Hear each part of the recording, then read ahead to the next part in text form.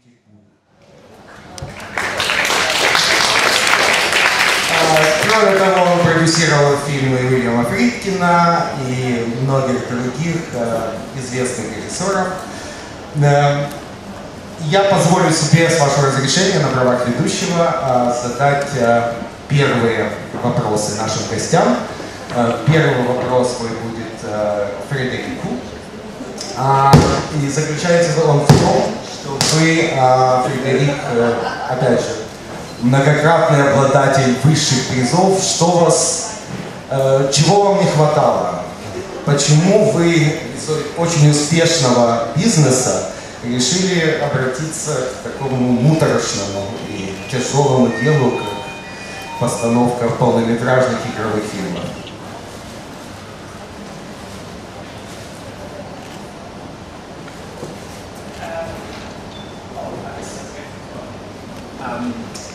That's a good question, but I think I'm always about movies, and I always thought I would do movies earlier actually, but I had such a great time doing commercials, and they became like my short stories, like my short films, because I could develop stories and characters, and so I had a great time doing that, and I took my time to find the right script. I really wanted to find something that felt personal and was unusual, and that I would live with for, as long as I did.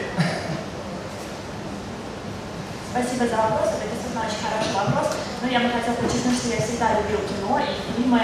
Я на самом деле провел хорошо время, мне очень нравилось снимать коммерческие видеоролики, мне нравились короткие истории, и сначала я занимался короткометражным кино, это действительно были классные времена для меня. И я ждала, знаете, наверное, какой-то подходящей темы, чего-то личного. И поэтому, вот, когда я уже увидела эту историю, что-то такую необычную, такую интересную, вот тогда я решила заняться съемками полнометражного фильма. И теперь у меня вопрос к Николасу. Кроме того, что вы продюсируете фильмы выдающихся режиссеров, повторюсь, Кэтрин Бигелоу, Уильям Фридкин и Терри Гиллиам, в вашей фильмографии очень большое количество режиссеров-дебютантов или начинающих режиссеров.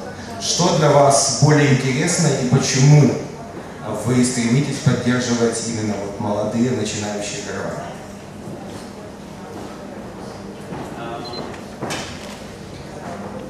Terry Gilliam didn't want to do Charlie Countryman, which I don't. The difference is when you do a movie with Catherine Bigelow or Terry Gilliam or Robert Redford, etc. They're very set. They've done like 20, 30 movies, so they have their own group, they have their own technicians, and they really want to. They don't collaborate very much. They are very set in their habits. So it's also more fun when working with somebody like Frederick, who comes with a lot of fresh new ideas, who come with different methods, who has a different background and a lot more fresh ideas and different team. Прежде всего, я хотела вам сказать, что в фильме «Умереть от любви» для меня получилось так вот неожиданно, что я работаю сейчас с Фредериком Бондом. Но что касается разницы, да, между молодыми дарованиями и более опытными режиссерами, то здесь я хочу вам более опытными продюсерами, то здесь я могу сказать, что когда работаешь с именитыми людьми, такими как Сербия, Роберт Рокфельд и так далее, у них уже есть устоявшиеся принципы работы, есть своя команда технического персонала, уже есть определенный алгоритм действий. А когда работаешь с молодыми дарованиями, такими как, например, Фредерик, то эти ребята имеют намного больше свежих идей. И они всегда за то, чтобы пробовать что-то новое. И действительно, они заряжаются вот этими свежими идеями. Now I have a question for both of you, if it's possible. How you managed to collect such a great cast for the first feature of the young filmmakers? Сейчас я бы хотел задать вопрос вам обоим, как вам удалось провести такой замечательный, как вам удалось достичь такого замечательного актерского состава в ваших фильмах? I think we had a great script and people were very excited to participate in a script which was quite unusual. Hello, Alice. Did you hear? So we had a script that was very unusual and exciting, and I think it attracted a lot of actors to want to work with it, and we were very lucky to be able to get these actors because they were so passionate and went in all the way, 100% in to want to make the best possible out of the script. But I would say the primary thing was the script really. Я думаю, что тут дело в сценарии. Сценарий был действительно интересным и захватывающим. И этот сценарий, он привел многих актеров. Актеры отдавались на 100%. Они, когда прочитали сценарий, им понравилось. И нам повезло, что нам удалось привлечь этих актеров в работе. И они отдавались, им было очень интересно работать. И, конечно, я думаю, что все дело в сценарии, действительно. И мне повезло, что со мной был хороший мой коллега, продюсер.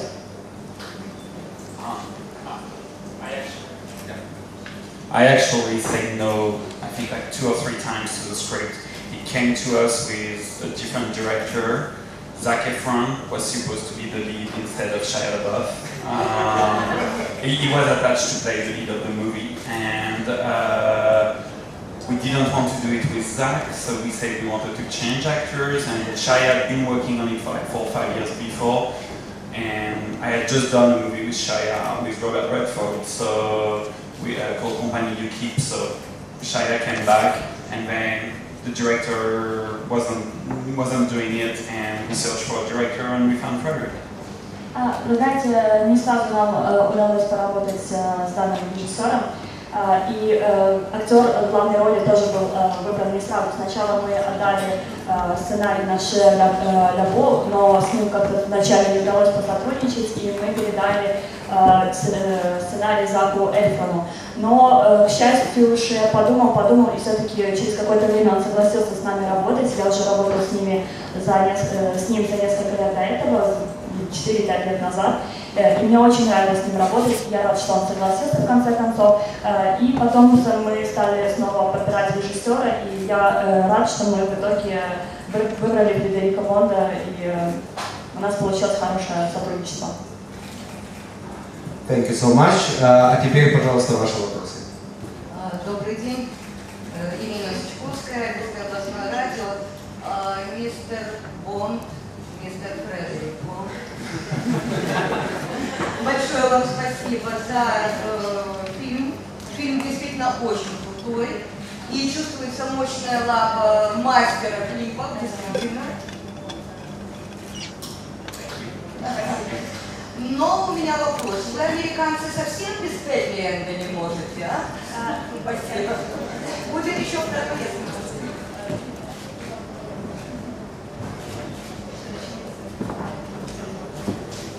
Was this not a happy end for you? Это был не хэппи-энд для вас? Так я и спрашиваю, почему обязательно хэппи-энд?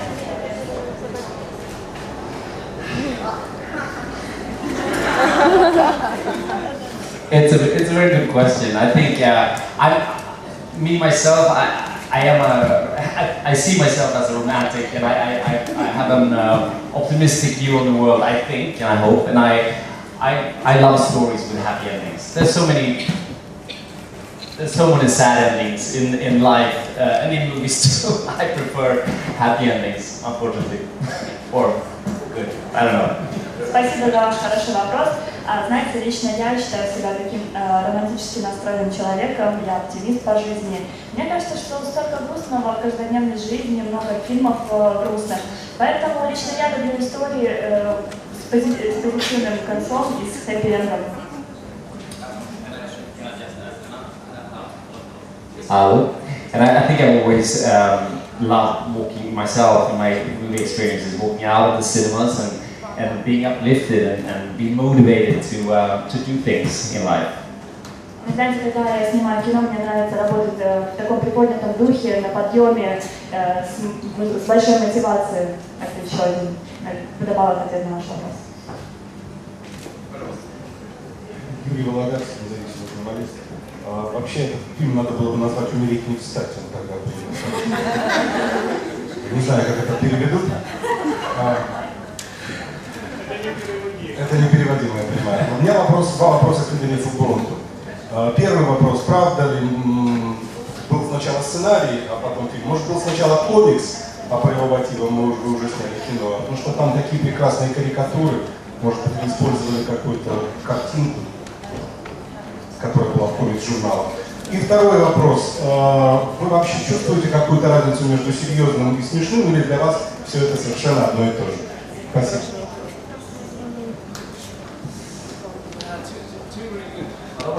Two really good questions. I think I mean the script was always there from the beginning. We didn't, I think it was a very visual script to begin with. It's a wild script and had a lot of visual references. If anything, I think we had to pull down some of the more comic and more stronger visuals that the script already had.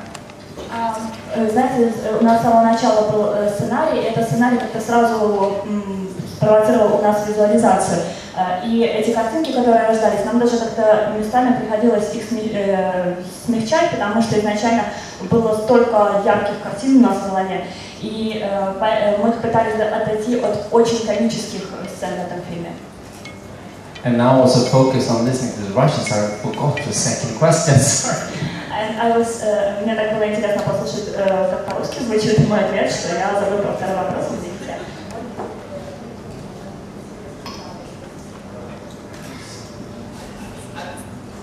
I think that tragedy and comic relief has a very close connection, and I think for me a lot of humor comes out of people being set in tragic situations, unfortunately.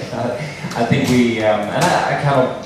I think there's a humanistic approach to that we laugh at our darker sides, which I think this film has plenty of, and the script definitely has.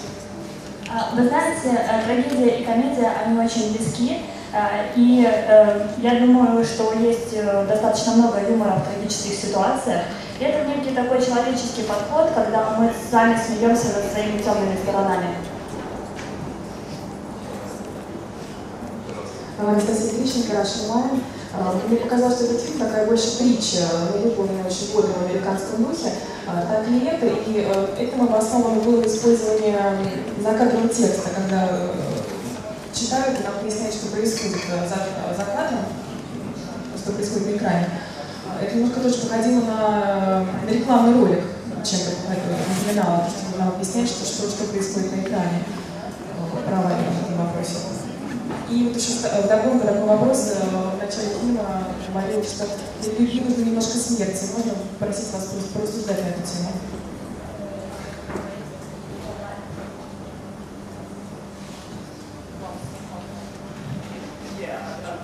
First of all, the movie and the story we told is sort of a fairy tale. It's a fairy tale about lust and love and death, and it was quite important for me to be living in that world. And I didn't want it to be too realistic because it was a very dark story. So being too kitchen sink would not help the fairy tale aspect of it. And as I said before, I think I'm really prone to, and especially with this movie. I'm not saying I will do that in my next movie, but for this movie, I really felt it was very important to keep the romanticism of Charlie's character and the world around him. And that was one of the things that I really loved about the script, was this character who was the most romantic, headless in a way, because he's just going on his heart instinct, And so I think it was maybe that is what you're feeling is that the images are telling what we're seeing very strongly. Does that? Знаете, действительно, фильм был такой, как немного сказочный, он о потерянной любви и смерти. И я действительно хотела жить в таком мире и создать вот такой не совсем реальный мир, потому что это все-таки очень такая темная и трагичная история. Я не думаю, что я буду использовать в следующих фильмах столько романтизма, но в этом фильме мне действительно хотелось показать весь романтизм характера главного героя Чарли Кантримена, показать, насколько он романтичный, насколько он местами вообще безрассудный, бесшабашный. И во многом, конечно, помогал сценарий показать вот эти все романтические черты главного героя. И этот герой, он действовал от всего сердца, и он основывался на своих инстинктах. Не обещаю, что это будет в следующем фильме, но в этом фильме я именно хотела осветлить романтизм главного героя. У меня вопрос.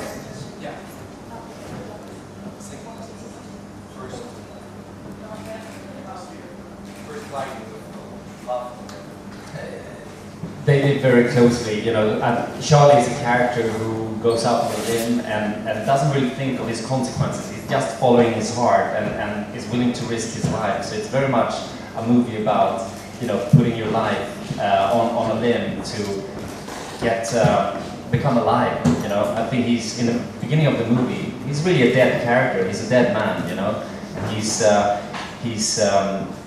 He's reawakened by this love that he has and following this love headlessly. So it was kind of important to have the violence and the death really close hand in hand through the whole movie, through his experience. Знаете, в фильме было важно показать, так сказать, насилие и смерть, и провести эту всю линию через фильм, поскольку я хотела показать, насколько безрассудный был этот герой, и насколько он был готов рисковать и поставить свою жизнь на кон.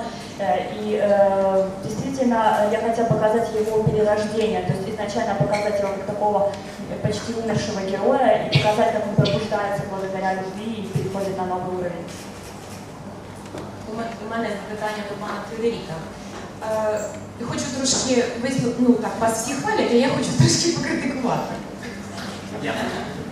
Ви знаєте, коли я дивилася цей фільм, мені не сподобалося, як ви, як американці, представили Румунію. Вона здається такою кримінальною країною, в якій страшно жити і взагалі туди їхати подорожувати після цього фільму буде страшно.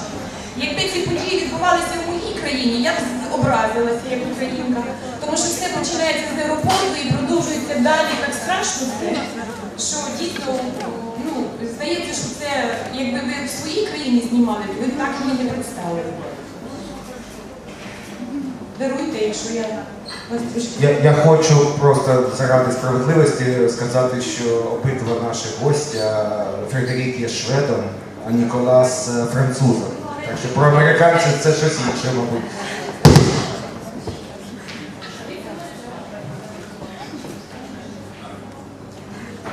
Okay, it's a very good question, and I think it's a really valid point. And I would probably portray Sweden. I'm from Sweden, from Stockholm. I would have portrayed them even meaner. I would have dared to go even longer, maybe.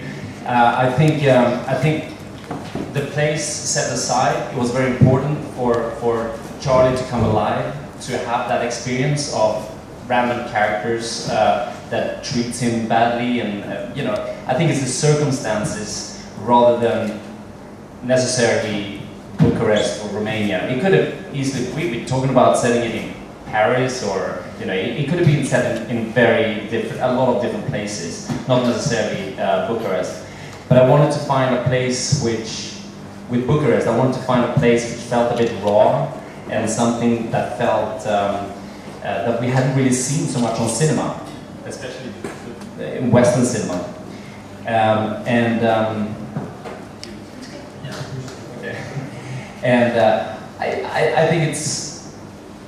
I think there's a lot of movies that does this. I wouldn't say that. I don't think that Martin Scorsese hates New York, or the Italians in New York. That's the characters that he finds interesting, And the same thing here. The script had these characters, and we happened to set in Bucharest. But I hope we didn't offend you guys. Are you sure it was not Budapest? No? Well, that's what I was.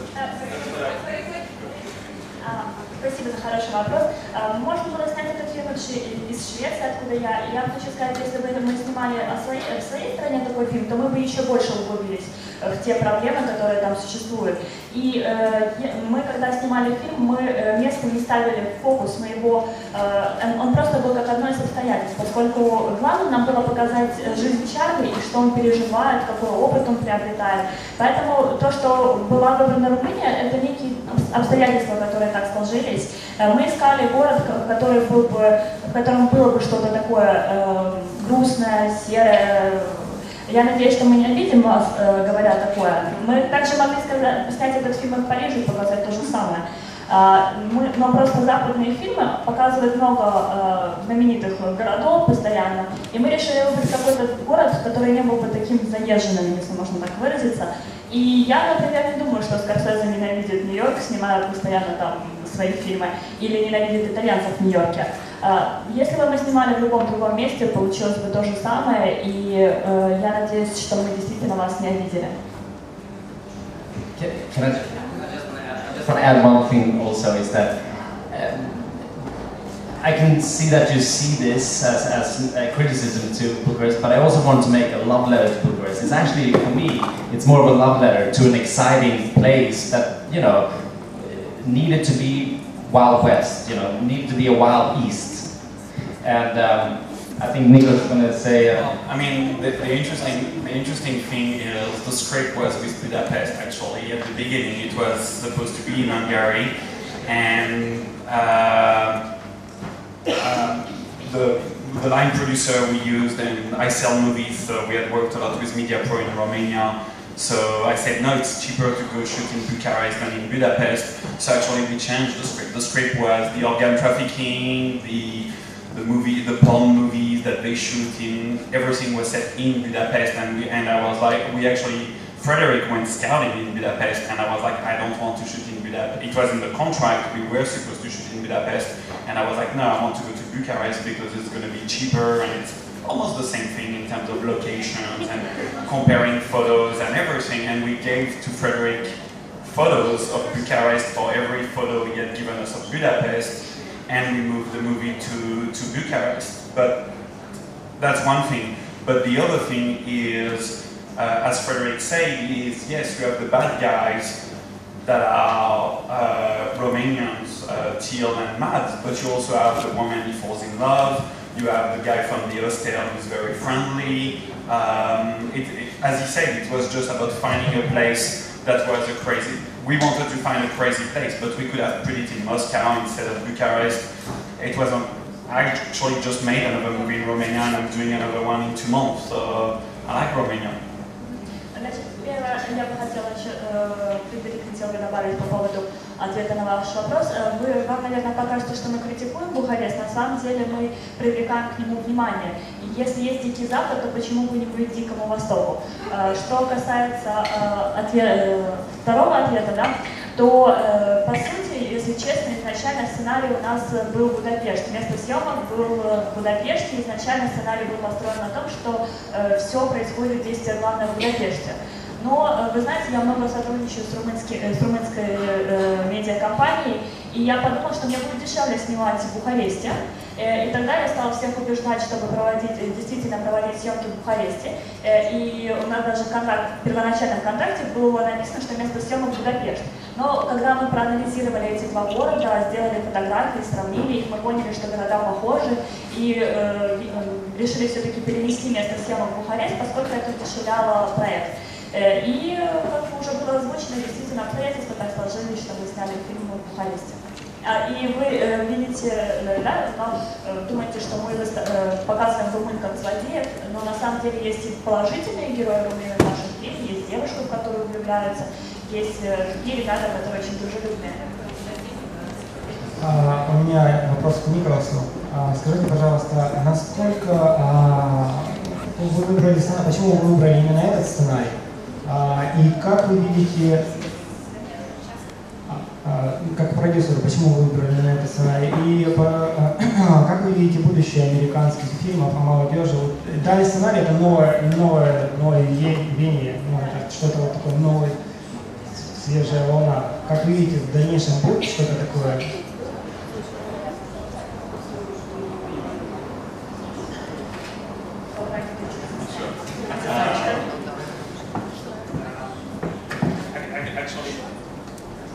Actually, it was my partner Craig found the script and wanted to do it, and I just trusted him, and he went for it and produced it with Frederick. So it was really my partner Craig who really did the movie.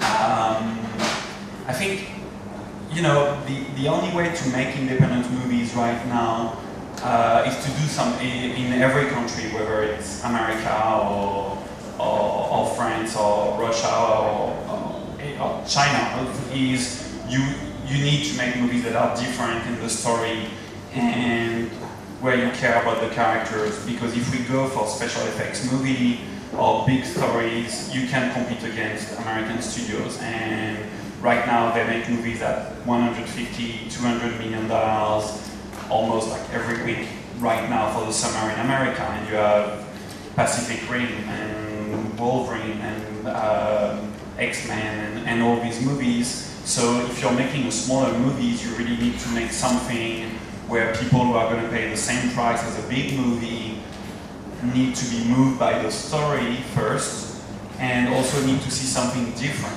If you're not different in terms of characters, if you just try to do another action movie or thriller and you try to compete in terms of special effects, you're going to lose. So the only way is to go for something weird, crazy, different, or actually very emotional. That I would think is the way to differentiate ourselves. And we try to put everything in one movie. Вы знаете, мой партнер нашел этот сценарий, на самом деле у меня замечательный партнер, которому я полностью доверяю, Крейг, и он нашел этот сценарий. И я ему доверяю, поэтому я и взялся за него. И знаете, в каждой стране снимают огромное количество фильмов, да, и я считаю, что для того, чтобы снять хороший фильм, то вам надо чем-то отличаться. И сейчас я думаю, что больше надо концентрироваться на персонаже, а не на спецэффектах или на какой-то мега завораживающей интересной истории. Да? Например, сейчас в Америке снимается каждые 2 недели как минимум один фильм с огромным бюджетом. И во всех этих фильмах они либо построены на спецэффектах, либо на какой-то истории. Мы же хотели показать, что героя и его жизнь, и я считаю, именно так могут выживать небольшие фильмы благодаря интересным историям персонажа. То есть надо чем-то отличаться. И поэтому мы хотели найти такое вот для нас веяние, как что-то реальное, что-то безумное, отличающееся и эмоциональное. И вот этот вот весь микс мы попытались внедрить в нашем фильме. Ирина Лопусова, независимый журналист. У меня вопрос и к режиссеру, и к продюсеру. Значит, вопрос такой. История о том, как хорошая девочка с виолончелью или со скрипкой влюбляется в плохого бандита, а главный герой начинает сражаться за свою любовь с этим плохим бандитом, стара как мир, и используется во многих фильмах, не только голливудских. Слова же «Я умираю во имя любви» являются вообще визитной карточкой почти каждого голливудского фильма, начиная от «Трансформеров» и заканчивая другими массовыми картинами. У меня вопрос заключается в том, в чем же для вас заключается необычность этой истории и что вы сделали такого, что не делали для вас? Ну, до вас. Потому что, например, когда я смотрела ваш фильм, я сразу вспомнила фильм точно с таким же сюжетом, это «Море любви» с Аль Пачино. Там похожая очень история на вашу. Вот в чем ваше отличие? Что вы сделали такого, что не сделали до вас? No, I agree with you. It's the theme and the setup of the story might be something we've seen and heard a million times before in history, in books, in films, and everything. Yeah. But I think that it's more, you know, it's more the combination of things, and you know, I love story. I love seeing a story that I sort of know a little bit about, you know. So I don't think it's a bad thing that there is a universal theme that we all can connect to in the movie. for me, the new thing here with this movie is the amalgamy of a lot of different tones that we are dealing with in our story, in tragedy, death, speaking to dead people, love. You know, I think it's the humor, you know, the comedy between us. But more than maybe anything, what I really loved and what I felt was unusual to a lot of American stories in particular is that Shia's character, Charlie, he's a much more love-prone character than the macho American characters that comes into the movie. He's a bit of a softie in this movie in the beginning, and Evan's character is more a hard nut to crack. She's the one that he has to persuade. So with his romantic ideals and complete headless optimism and following his heart, he gets to win her heart. I think that to me is something that's very unusual to the cinemas that we see, particularly from America. Я согласен с вами, действительно история похожа. Эту историю вы могли уже наблюдать во многих книгах, фильмах и просто в истории. Но мы с Аликом сделали некую комбинацию. И я считаю, что почему бы не использовать универсальную тему. Есть темы универсальные, на которые многие снимают фильмы. И что мы нового сделали? Мы придали фильму новые, мы придали этой теме новые оттенки, новые тональности. Да? У нас в фильме переплетается трагедия, смерть, разговор с умершим, любовь и юмор. То есть вот эта вся комбинация делает наш фильм более новым. Что делает этот фильм необходимым, так это необычным, так это то, что персонаж, который, главный персонаж Чарли Каплимен, он, знаете, не похож на типичного американского мачо, которого мы видим в каждом втором фильме. Он немного мягковат, он переполнен романтическими идеями, и он такой мягкий, милый. И в то же время мы сделали более жестким персонаж главной героини. Она такой у нас как крепкий орешек, но тем не менее тоже с романтическими идеями. Вот это и делает наш фильм необычным. То есть мы сделали необычные персонажи. Здравствуйте. Тамара Степулашина. Прошу прощения. Две секундочки здесь. Ну, чуть мои коллеги вас заставляют, начинают оправдываться, я решил поменять пластинку и вас похвалить. Ну, честно говоря, я фильм принял целиком, и что самое интересное, не зная, кто его режиссер, я подумал, что это чистейшее произведение молодежной субкультуры.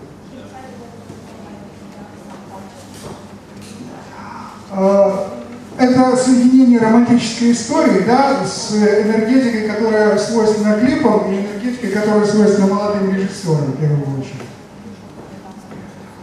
И фильм забирает в первую очередь как раз этой энергетикой, потому что когда вначале начинают возникать вопросы о том, что действительно, ну почему это разговоры с умершими, почему вот все эти умничания за кадром, потом вот этот темп, эта энергетика и эта музыка, они полностью забирают в плен.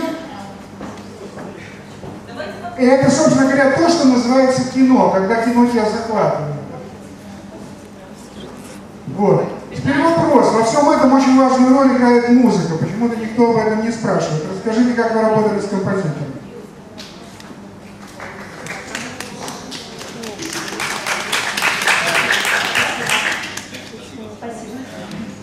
Hello. Well, music was obviously is a big part of Charlie's character, his life.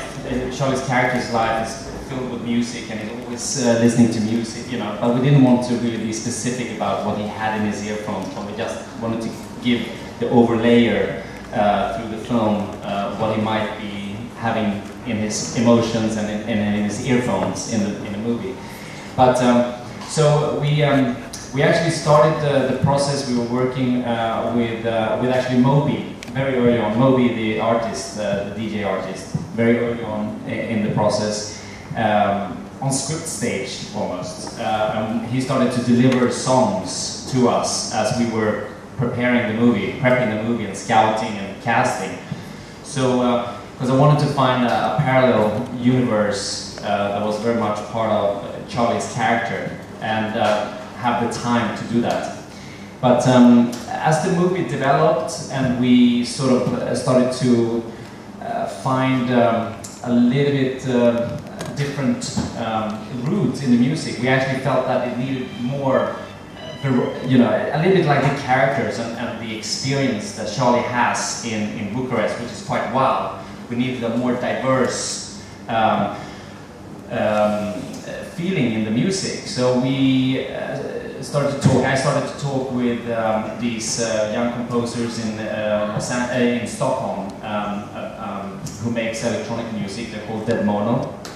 And at the same time, we started to talk to this American composer, Christoph Beck, and a female DJ who nobody really had heard of before, called Napoleon. And I just felt in conversations that I had with those people, they actually started also to collaborate. So I found these two Swedish musicians who came to Los Angeles and worked with this very experienced composer, Christoph Beck. And we had a very interesting collaboration between three musicians that were elaborating and developing the musical universe as we were editing. And with these 5 composers, which we eventually worked with, I thought we got a very eclectic but somewhat universe in the score. And so that's how it came about. Музыка является большой неотъемлемой частью жизни нашего персонажа. Мы не хотели сначала сильно концентрироваться на музыке. Для начала мы хотели просто, чтобы она у нас была на общем фоне. Но по мере того, как мы создавали фильм, мы хотели отображать эмоции Чарли, что он чувствует, какой опыт, и выражать это также с помощью и музыки. На самом начальном этапе, еще только когда мы проводили кастинг, мы начали сотрудничать с диджеем Моби. И это, мы только еще тогда были на этапе кастинга. Он уже начал нам предоставлять некоторые песни. И мы хотели, чтобы у нас получился такой универсальный музыкальный бэкграунд, который бы отражал разные состояния нашего героя. Но по мере того, как мы снимали фильм, то, соответственно, и менялся наш музыкальный маршрут. То есть мы больше хотели показать персонаж и его такой дикий опыт, разнообразный опыт. Для нас было очень важно разнообразие, поэтому мы поговорили с молодыми музыкантами. Есть такие диджеи Dead Mono в Стокгольме. Также привлекли американца Кристофера Беда и никому неизвестную девушку-диджея Одри Наполеон. И знаете, у нас получилось потрясающее, разнообразное, интересное сотрудничество, поскольку наши шведские диджеи Dead Mono, они отправились в Лос-Анджелес к Кристоферу Беду, и там вместе сотрудничали, обсуждали и делали все для того, чтобы музыка получилась очень разнообразной. В итоге над фильмом работало 5 музыкантов, и уже на этапе монтажа мы понимали, насколько разнообразную музыку получили, и мы, знаете, мы рады, что мы получили такой эклектичный микс. One more little thing, I didn't want to use any temp music when we were editing, because you very easily fall in love with a found piece of music that you put onto the edit, so I wanted us to have, when we were editing, original things that belong to us very early on. И знаете, когда мы на этапе монтажа, мы не хотели использовать какие-то готовые музыкальные произведения, мы хотели использовать именно ту музыку, которая рождалась у нас в процессе съемок, и максимально ее тоже не монтировать, поэтому музыка у нас звучит вот оригинальная по мере того, как фильм снимался, так же и музыка у нас создавалась. Здравствуйте еще раз, у меня 2 вопроса, один из них скорее уточняющий, он, вероятно, адресован Фредерику и Николасу по поводу актерского состава, опять же. Что касается Шаи, пожалуйста, уточните, в чем состояла трудность его приглашения. Он либо размышлял над тем, стоит ли ему сниматься или нет, либо у него были вопросы с графиком просто рабочим. И второй вопрос, была ли еще актриса, которая претендовала в ваших головах на роль, которую сыграла в итоге Ирвина Рачилова? Это первый вопрос, сразу второй. Скажите, Шая блестящий актер, очень мне нравится. Тем не менее, его герой в фильме все время существует на пике эмоций, очень сложно удержаться на нем. Были ли сцены, которые давались допустим, очень сложно. Какие-то были сцены, немножко расскажите об этом. Спасибо.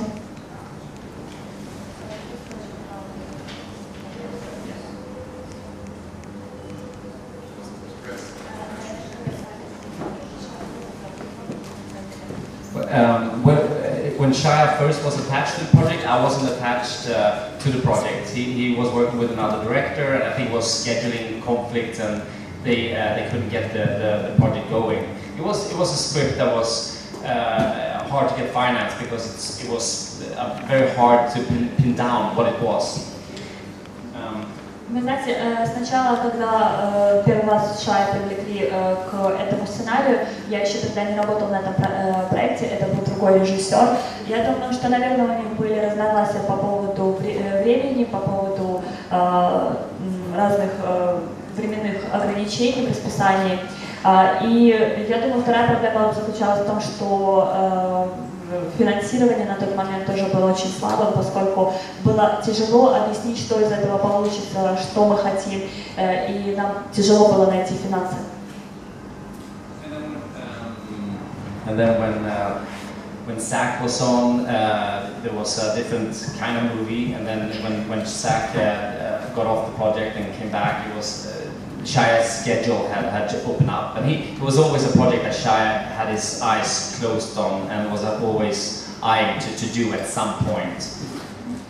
Ну, знаете, когда у нас режиссер уже поменялся, то как раз поменялось расписание у Шаи, и он ни на секунду не забывал про этот сценарий, он всегда держал его в своей голове, и мы рады, что у него поменялось расписание, в итоге он смог таки сыграть главного героя.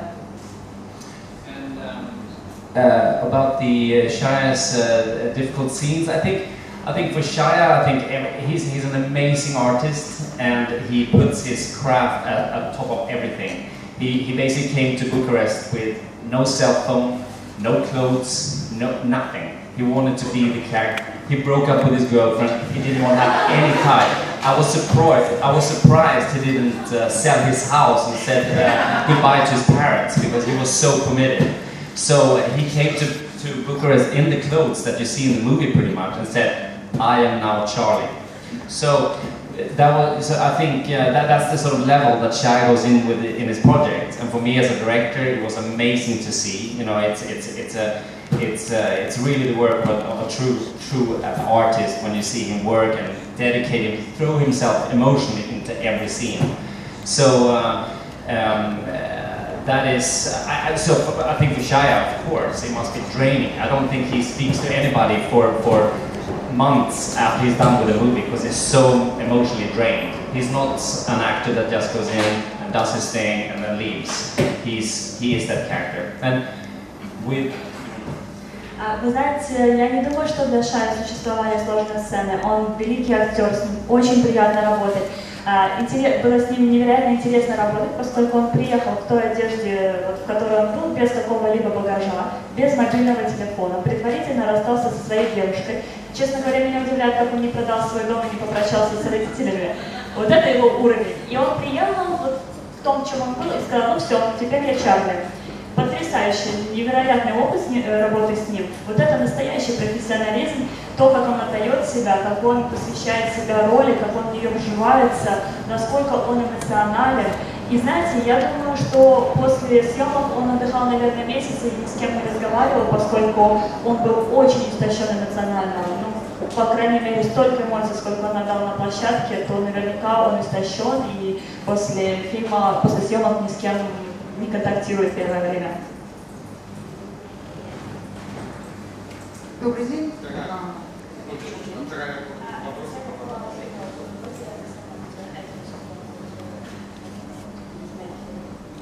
Yeah, there was earlier on. I mean, there was a lot of actresses that wanted to play Gabby. It was a very attractive part for many girls in the States and around Europe, really. But I think Evan was really our first choice when it came to who can really deliver this Gabby character with her accent and with her toughness, and you know, there was very few actresses that could have pulled that off, I think, and Evan is one of the best actresses in her generation. I think she was, when we zoomed in on her, it was her. Вы знаете, что касается главной героини, было достаточно много претендентов, не только в Штатах, но и в Европе. Это была привлекательная роль для многих, но когда мы увидели Эллен, то мы поняли, что это именно она. Мы ее увидели, и мы поняли, что Гэби будет играть она. В ней было что-то такое от Гэби, и она действительно хорошая актриса, поэтому мы ее выбрали. Добрый день, Ирина Вернее, «Артмазенко». Вы знаете, я, когда смотрела этот фильм, меня не покидало ощущение дежавю. Мне казалось, что такого героя я уже когда-то видела. И я вспомнила этого героя на черно-белом экране с поцелуем и тросточкой по имени Чарли.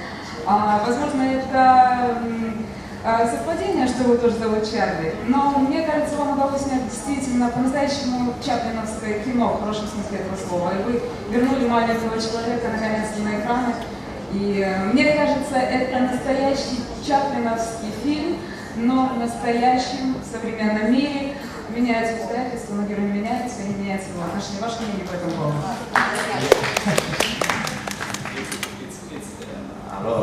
It's funny you say. I think we maybe subconsciously channeled Charlie Chaplin into Chayam, Dictator. The Dictator being one of my favorite movies of all time when I was a kid, and I saw it, over and over again as a kid. And we never talked about it. We never, it was never a reference. But when Shia, for some reason, in some being frustrated on something in his character, he pulled up his pants, and yes, let's do that. So we were probably challenging without knowing exactly that we were doing that. But good, well spotted. Потрясающий ваш комментарий, спасибо огромное. Вы знаете, подсознательно, наверное, в моем детстве любимый фильм был «Диктатор», я его пересматривала много-много раз. И во время съемок мы никогда об этом не говорили, мы никогда не планировали как-либо связывать фильм с Чарли Чаплином. Но Шая, когда он был чем-то расстроен или что-то его обескураживало, то он просто садился и начинал там подкатывать свои штанишки, и мы говорили: «О, здорово, давай так оставим в фильме». Вот так вот было.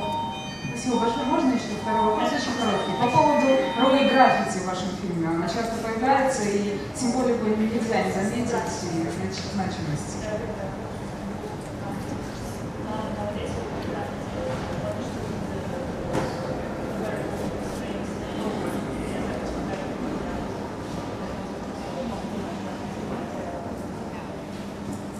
Well, I think, back to we wanted to find a story. We wanted this story to feel like it's coming from the eyes of Charlie, who's 24 years old in the movie. And I think, so I think we choose locations and expressive art in the background because that was part of his, point of interest. Those are the things that he would go and look at. He wouldn't go and look at monuments and museums.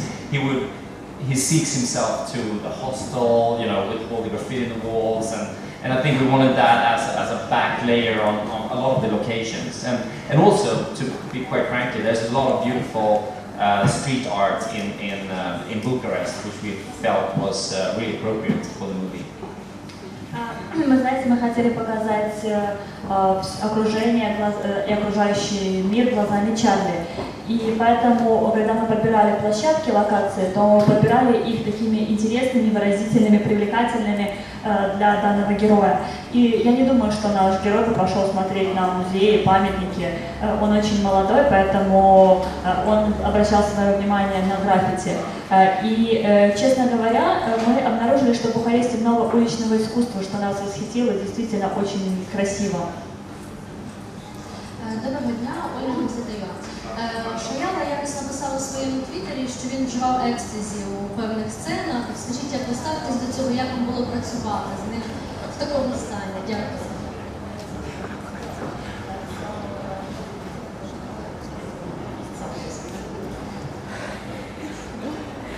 I know he said that, and I'm sure, but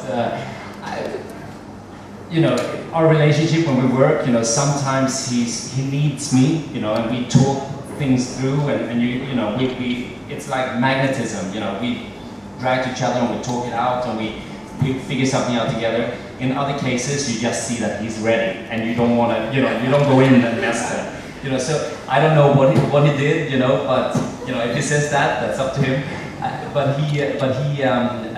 So sometimes you just feel like he's ready for the role, and you know, he doesn't need any more preparation, you know. It's very interesting to work with an actor like that, because he's not.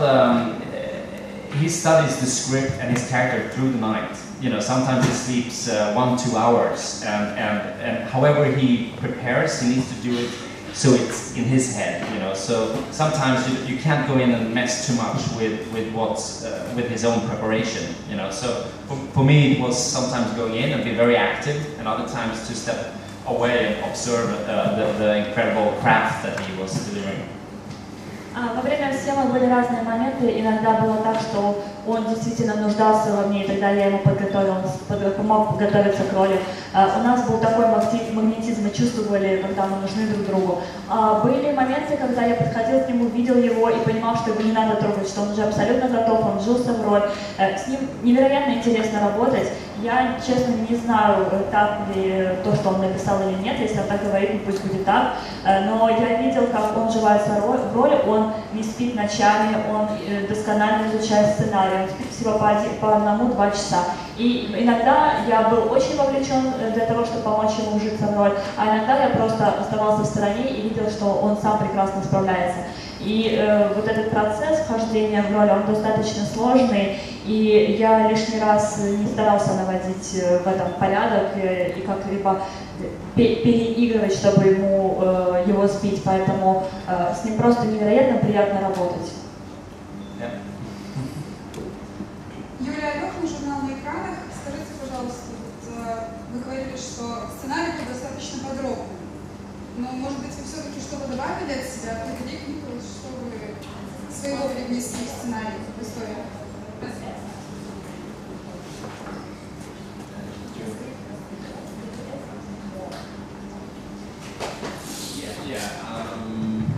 Yes, I think you constantly work on the script, and it's very, you know, after a while it becomes hard to remember when we did what and how, because it becomes you live in the world, you know.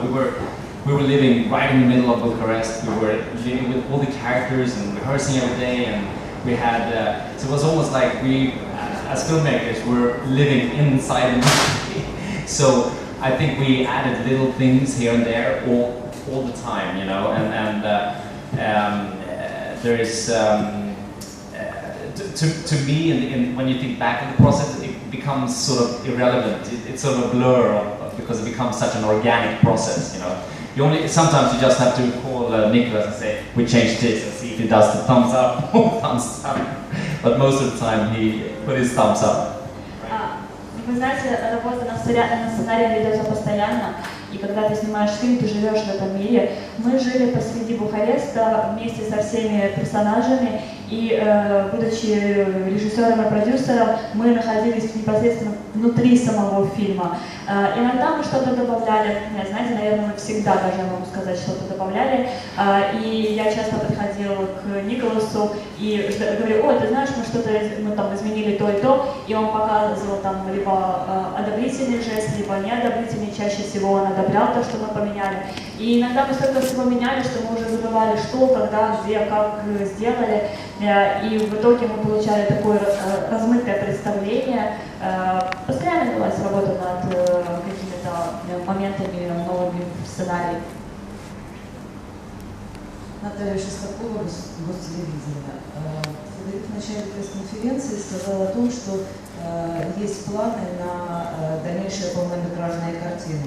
Будет ли это тандем вместе с Николасом, и будут ли это истории аналогичные этой, где главный герой и его переживания ставятся во главу угла? И второй вопрос к Алику. По какому принципу вы-то отобрали картину на фестивале? Что вас там зацепило? Спасибо. I will always work with somebody who, like Nicolas, who wants to put his money into an unusual project like this. You know, that's he's the savior of interesting movies. You know, there's very few producers and financiers in Hollywood that likes that kind of gamble, and it's safer than that. You know, so I will always work with him, and he's got good taste as well. So,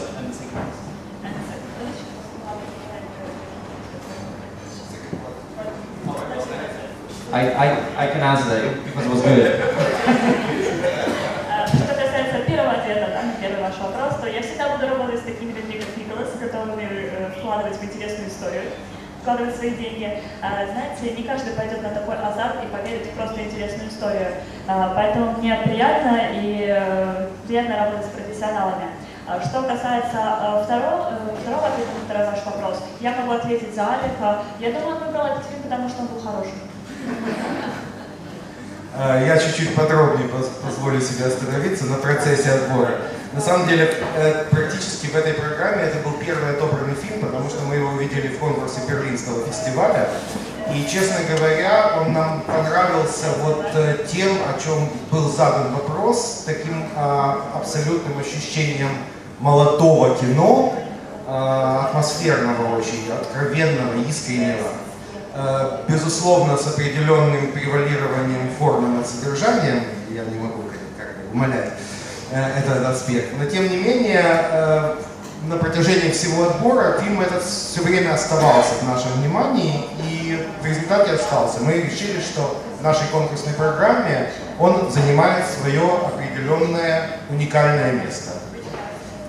Посмотрим к концу фестиваля, чем все это закончится. И я позволю себе уже на правах ведущего еще один вопрос задать продюсеру Николасу. Maybe in English. Okay. Я хочу вернуться буквально на минуту к кастингу и вспомнить не только американских актеров, но и европейских звезд. Тиля Швайгера и Матса Николсона. Безусловно, вы, очевидно, рассчитывали, что это поможет будущему европейскому прокату. Каковы перспективы сейчас у вашего фильма на американский и европейский кинопрокат?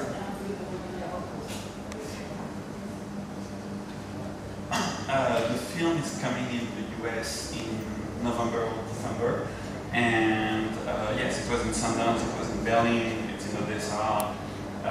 So I know that Russia and CIS is releasing that later this year with DT. And then it's in Deauville for France in September. So yeah, I mean for sure having MAD is going to help us in Scandinavia and actually in a lot of countries now that the TV show Hannibal is working very well. And obviously with Teal it helps for Germany and for Russia and actually Eastern Europe because it's pretty famous in the different countries. So that was definitely part of the movie with Shaya going to Romania was to get this whole European melting pot of actors and the two kills, the two friends obviously were in-betweeners and Harry Potter was also very important for like the UK and other countries. Что касается судьбы фильма, то он уже был показан в Берлине, сейчас мы в Одессе принимаем участие в конкурсной программе. Прокат у нас запланирован на ноябрь-декабрь в США и в сентябре, приблизительно в сентябре во Франции. Да, действительно так, мы действительно привлекли этих актеров, поскольку мы знаем, что они известны на пространстве Восточной Европы.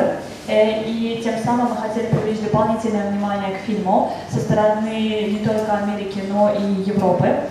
Также сейчас эти актеры принимают участие в шоу на телевидении, которое имеет популярность не только в Европе, но и в России. Поэтому мы думаем, что будет хорошая судьба у нашего проката. Спасибо большое, и позвольте мне теперь от вашего имени поблагодарить наших гостей. И пожелать им, они еще несколько